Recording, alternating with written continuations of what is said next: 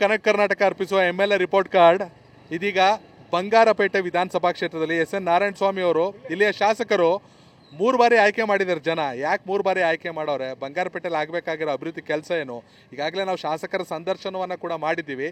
ಇಲ್ಲಿನ ಮತದಾರರು ಏನು ಹೇಳ್ತಾರೆ ಅವ್ರನ್ನೇ ಕೇಳೋಣ. ಸರ್ ನಮಸ್ತೆ, ನಿಮ್ಮ ಹೆಸರು? ಶಫಿ ಅಂತ ಸರ್. ಏನು ಮಾಡ್ತೀರಾ? ವ್ಯಾಪಾರ ಬಿಸ್ನೆಸ್. ಹೇಗಿದೆ ವ್ಯಾಪಾರ ಎಲ್ಲ? ವ್ಯಾಪಾರ ಎಲ್ಲ ಪರವಾಗಿಲ್ಲ ಸರ್, ನಡೀತಾ ಇದೆ. ಹೇಗಿದೆ ಸರ್ ಬಂಗಾರಪೇಟೆ ನಿಮ್ಮ ಪ್ರಕಾರ? ಬಂಗಾರಪೇಟೆ ತುಂಬ ಚೆನ್ನಾಗಿದೆ ಸರ್. ಹೌದು, ಸಮಸ್ಯೆನೇ ಇಲ್ಲ ಇಲ್ಲಿ? ಸಮಸ್ಯೆ ಇದೆ ಅಂದರೆ ಹೆಚ್ಚಾಗಿ ಏನೂ ಸಮಸ್ಯೆ ಇಲ್ಲ. ಆಲ್ರೆಡಿ ಈಗ ಎಲ್ಲ ಕೆಲಸಗಳು ಆಗಿದೆ. ಇನ್ನು ಸಣ್ಣ ಪಣ್ಣ ಕೆಲಸಗಳ ಮಾಡೋದಕ್ಕೆ ಇವಾಗ ಎಲ್ಲ ಇದು ಹಾಕಿದ್ದಾರೆ, ಶಾಸಕರು ದುಡ್ಡನ್ನು ಹಾಕಿದ್ದಾರೆ. ಎಲ್ಲ ಶಾಸಕರು ಹೇಳ್ತಾರೆ ಅನುದಾನ ಇಲ್ಲ ಅಂತ. ಬಂಗಾರಪೇಟೆ ನಮ್ಮ ಶಾಸಕರಿಗೆ ಅನುದಾನ ಸಿಗುತ್ತೆ, ತಗೊಂಡು ಬಂದೇ ಬರ್ತಾರೆ ಅವರು. ಅವ್ರಿಗೆ ಯಾವ ರೀತಿ ತರಬೇಕು ಅನ್ನೋದು ಚೆನ್ನಾಗಿ ಗೊತ್ತು ಅವ್ರಿಗೆ. ಅವ್ರು ತಂದಿದ್ದಾರೆ. ಇವಾಗ ಬೇಕಾದಷ್ಟು ಕೆಲಸಗಳು ಮಾಡಬೇಕಾಗಿರೋದಿದೆ, ಟೆಂಡರ್ ಬಿಟ್ಟಿದ್ದಾರೆ, ಕೆಲಸಗಳಾಗುತ್ತೆ, ಮುಂದೆನೂ ಕೆಲಸಗಳಾಗುತ್ತೆ. ಇವತ್ತು ರಾಜಕೀಯ ಹೆಂಗಿದೆ ಅಂದರೆ ಒಂದ್ಸಲ ಗೆದ್ದುಬಿಟ್ರೆ 2ನೇ ಸಲ ಆಯ್ಕೆ ಆಗ್ತಾರೆ ಅನ್ನೋ ಡೌಟು. ಅದು ಹೆಂಗೆ 3 ಸಲ ಗೆದ್ದುಬಿಟ್ರಿ? ಅದಕ್ಕೆ ಸರ್, ಕೆಲಸ ಮಾಡಿರೋದ್ರಿಂದನೇ 3 ಸರಿ ಗೆಲ್ಸಿರೋ ಜನ. ಕೆಲಸ ಮಾಡಿಲ್ಲ ಅಂದರೆ ಏನಕ್ಕೆ ಗೆಲ್ಲಿಸ್ತಾರೆ ಹೇಳಿ? 3 ಸರಿ ಗೆಲ್ಸಿರೋದು ಅವ್ರು ಕೆಲಸ ಮಾಡಿರೋ ಕೆಲಸಕ್ಕೆ ನೋಡಿ. ನೀವೇ ಈಗ ಬರುವಾಗ ನೋಡಿರ್ಬೋದು, ಸಪೋಸು ಯಾವ ಥರ ಇದೆ. ರೋಡ್ಸ್ ಆಗಲಿ, ಹಾಸ್ಪಿಟ್ಲ್ ಆಗಲಿ, ರಂಗಮಂದಿರ ಆಗಲಿ, ಬಸ್ ಸ್ಟ್ಯಾಂಡು ತುಂಬ ಡೆವಲಪ್ ಮಾಡಿದ್ದಾರೆ ಅವರು. ಅದರಿಂದ ಜನ ಏನು ಮಾಡ್ತಾರೆ, ಕೆಲಸ ಮಾಡೋರಿಗೆ ಓಟ್ ಹಾಕ್ತಾರೆ. ಅವ್ರು ಕೆಲಸ ಮಾಡಿದ್ದಾರೆ, ಓಟ್ ಹಾಕಿದ್ದಾರೆ. ನಿಮ್ಮ ಪ್ರಕಾರ ಬಂಗಾರಪೇಟೆಯಲ್ಲಿ ಇದೊಂದಿದ್ರೆ ಚೆನ್ನಾಗಿತ್ತು ಅನ್ಸೋದೇನಾರು ಇದೆಯಾ ಸರ್? ಇವಾಗ ಅವರು ಅಂಡರ್ಗ್ರೌಂಡ್ ಡ್ರೈನೇಜಸ್ಸು ಅದಕ್ಕೆ ಎಲ್ಲ ಸ್ವಲ್ಪ ದುಡ್ಡು ಯು ಜಿ ಡಿ ಇನ್ನೂ ಮಾಡಿಲ್ಲ, ಈಗ ಮಾಡ್ತಾ ಇದ್ದಾರೆ. ಈಗೆಲ್ಲ ಮೊನ್ನೆ ಪ್ಲ್ಯಾನ್ ಮಾಡ್ಕೊಂಡು ಹೋಗಿದ್ದಾರೆ. KUD ಇದರಿಂದ ಇವರು ಅಧ್ಯಕ್ಷರಾಗಿದ್ದಾರಲ್ಲ, ಅದರಿಂದ ಎಲ್ಲ ಒಂದು 25 ಕೋಟಿ 30 ಕೋಟಿ ದುಡ್ಡು ಇದನ್ನು ಮಾಡಿಕೊಂಡು ಎಲ್ಲ ಪ್ಲ್ಯಾನ್ ಮಾಡಿಸಿದ್ದಾರೆ. ಅದರಿಂದ ಫರ್ದರ್ ಮುಂದಕ್ಕೆ ಆ ಕೆಲಸಗಳೆಲ್ಲ ಆಗುತ್ತೆ. ಶಾಸಕರು ಸಾಮಾನ್ಯರಿಗೆ ಸಿಗ್ತಾರಾ ನಿಮಗೆಲ್ಲ? 100% ಅವರು ಟೈಮೇ ಕೊಟ್ಬಿಡ್ತಾರೆ.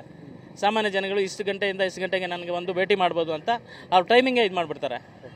ಆಸ್ಪತ್ರೆ, ಕಾಲೇಜು ಎಲ್ಲವೂ ಕೂಡ ಎಲ್ಲ ಇದೆ ಸರ್. ಆಸ್ಪತ್ರೆ, ಕಾಲೇಜು, ಸ್ಟೇಡಿಯಮ್ಮು, ರಂಗಮಂದಿರ ಎಲ್ಲ ಕೆಲಸಗಳು ಆಗಿದೆ. ಇನ್ನು ಸ್ವಲ್ಪ ಮುಗಿಯೋದ್ರಲ್ಲಿದೆ, ಅರ್ಧಂಬರ್ಧ ಅದು ಆಗುತ್ತೆ. ಅಂಬೇಡ್ಕರ್ ಭವನ ಕಟ್ಟಿದ್ದಾರೆ.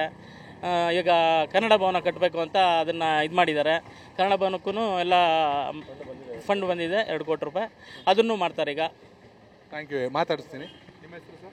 ಸರ್ ಸಾದಿಕ್ ಅಂತ. ನಿಮಗೆ ಶಾಸಕರ ಬೆಂಬಲ ಇದೆಯಾ?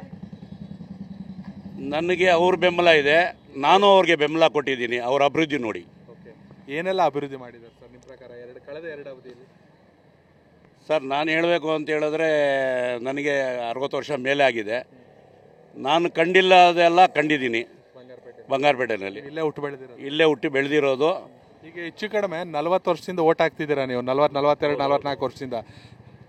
ರಾಜ್ಯಕ್ಕೆ ಮೈಸೂರು ಸಂಸ್ಥಾನದ ಮೊದಲ ಮುಖ್ಯಮಂತ್ರಿ ಕೊಟ್ಟಂಥ ಕ್ಷೇತ್ರ ಇದು. ಆದರೂ ಕ್ಷೇತ್ರ ಪುನರ್ವಿಂಗಡಣೆ ಅವು ಇವು ಗೊಂದಲಗಳು ಜಾಸ್ತಿ. ನೀವು ನೋಡಿದ ಬೆಸ್ಟ್ MLA ಯಾರು? ಬೆಸ್ಟ್ MLA ಅಭಿವೃದ್ಧಿ MLA ಅಂದರೆ ಎಸ್ ಎನ್ ನಾರಾಯಣ ಸ್ವಾಮಿ ಅವರು. ಯಾವ ಕಾರಣಕ್ಕೆ? ಅಭಿವೃದ್ಧಿ ಕೊಟ್ಟಿದ್ದಾರೆ, ಈ ಊರಿಗೆ ಅಭಿವೃದ್ಧಿ ಕೊಟ್ಟಿದ್ದಾರೆ. ಯಾರು ಕನಸಲ್ಲೂ ಕಂಡಿರಲಿಲ್ಲ ಆ ಥರ ಒಂದು ಅಭಿವೃದ್ಧಿ ಇದೆ. ನೈಟ್ ಬಂದರೆ ಗೊತ್ತಾಗುತ್ತೆ ನಿಮಗೆ, ಒಂದು ಸಿಟಿಗೆ ಬಂದಿದ್ದ ಥರ ಇರುತ್ತೆ. ವೆಲ್ಕಮ್ ಹಾಕಿದ್ದಾರೆ, ಅಲ್ಲಿಂದ ಸ್ಟಾರ್ಟು. ಎಲ್ಲ ಜಾಗದಲ್ಲೂ ಒಳ್ಳೆ ಅಭಿವೃದ್ಧಿ ಮಾಡಿದ್ದಾರೆ. ಒಳ್ಳೆ ಹಣ ತಗೊಂಡು ಬರ್ತಾರೆ, ಒಳ್ಳೆ ಕೆಲಸ ಮಾಡ್ತಾರೆ. ಕೆಲಸ ಗೊತ್ತಿದೆ ಅವ್ರಿಗೆ, ಅದರಿಂದನೇ 3 ಟೈಮ್ ಗೆದ್ದಿರೋದು ಅವರು. ಸ್ಥಳೀಯವಾಗಿ ಉದ್ಯೋಗಾವಕಾಶ ಬೇಕು ಅಂತ ಅನ್ಸಲ್ವಾ? ಇಲ್ಲಿ ಏನಾರು ಇದೆಯಾ? ಫ್ಯಾಕ್ಟ್ರಿಗಳು, ಗಾರ್ಮೆಂಟ್ಸು? ಫ್ಯಾಕ್ಟ್ರಿ ಆ ಥರ ಇಲ್ಲ. ಇವರು ಚಾರಿಟೇಬಲಿಂದ ಬೇಕಾದ್ರೆ ಸಹಾಯ ಮಾಡ್ತಾರೆ. ಚಾರಿಟೇಬಲಿಂದ ಅವ್ರಿಗೆ. ಸರ್ ಯಾಕೆ ಕೇಳಿದ್ವಿ ಅಂದರೆ, ಒಂದು ಶಾಶ್ವತ ಪರಿಹಾರ ಬೇಕು. ಇಲ್ಲೂ ಪ್ರತಿ ವರ್ಷ ಡಿಗ್ರಿ ಆಗುತ್ತೆ, ಮುಗೀತೆ. ಮಕ್ಕಳು ಅಂದರೆ ಪ್ರತಿ ವರ್ಷ ಬೆಂಗಳೂರಿಗೆ ಅಪ್ ಆ್ಯಂಡ್ ಡೌನ್ ಮಾಡೋರೇ ಇರ್ತಾರೆ. ಇಲ್ಲೇ ಒಂದು ಗಾರ್ಮೆಂಟ್ಸ್ ಆರ್ ಹೆಣ್ಮಕ್ಳಿಗೆ ಹೆಲ್ಪ್ ಆಗುತ್ತೆ ಅಂತ. ಗಾರ್ಮೆಂಟ್ಸ್ ಎಲ್ಲ ಇದೆ, ಗಾರ್ಮೆಂಟ್ಸ್ ಇದೆ. ಸುಮಾರು 3 ಗಾರ್ಮೆಂಟ್ಸ್ ಇದೆ. 3 ಗಾರ್ಮೆಂಟ್ಸಲ್ಲೂ ಸುಮಾರು ಇಲ್ಲಿಂದ ಒಂದು 2,000 ಮೇಲೆ ಹೋಗ್ತಾರೆ ಜನ.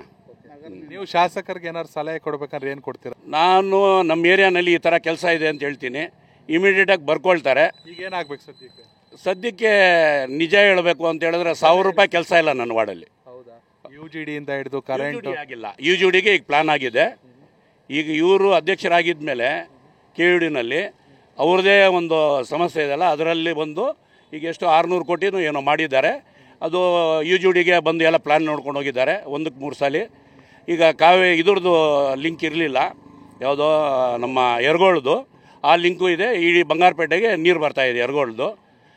ಹಾಸ್ಪಿಟ್ಲಿಂದ ಹಿಡಿದು ರಂಗಮಂದಿರದಿಂದ ಹಿಡಿದು ಹೊಸ ಬಸ್ ಸ್ಟ್ಯಾಂಡು ಎಲ್ಲ ರೀತಿಯಿಂದ minority hostels SC ST hostel ಮಾದರಿ ವಿಧಾನಸಭಾ ಕ್ಷೇತ್ರ ಆಗಿದೆ. ಖಂಡಿತ 100ಕ್ಕೆ 100. ನಿಮ್ಮ ಹೆಸರು ಸರ್ ವೆಂಕಟೇಶ್ ಅಂತ. ಹೇಗಿದೆ ಸರ್ ನಿಮ್ಮ ಪ್ರಕಾರ ಬಂಗಾರಪೇಟೆ?